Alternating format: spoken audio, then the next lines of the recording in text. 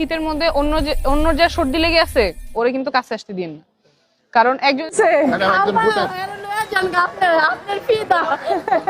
আমার ঘরে যা আছে সব টাইমলাই না ছবি তুলতে মন আপনার পিদা কখন থেকে আপনার গান আপনি ওদিকটা জানেন চা থাকে ওদিকে আমার ওই সবগুলো ভিডিও আপনার সবগুলো ভিডিও আমার মোবাইলে সেভ করা বাড়ি কথা আপনার এখানে এই যে খিলগা মাটির মসজিদটা আছে না, মাটির মসজিদ, এই শীতের মধ্যে অন্য যা সর্দি লেগে আছে ওরে কিন্তু কাছে আসতে দিন না, কারণ একজনের থেকে আরেকজনের ছড়ায়। আপনার ছড়াইলে আপনি অত বুঝবেন না, আমাদের তো বয়স হয়েছে, একটু সর্দি হবে থাকবে আমরা চলতে পারি, কিন্তু ওর কাশি হবে, শ্বাসকষ্ট হবে, অনেক কষ্ট হবে। তো যাদের সর্দি আছে, একটু শরীর খারাপ, একটু জ্বর একদম দূরে রাখবেন। আর ওর আর কয়েক মাস বয়স হইলেই দেখবেন ওর শক্ত হয়ে গেছে, এখন তো ছোট মানুষ আছে। আর থ্যাংক ইউ ভেরি মাচ।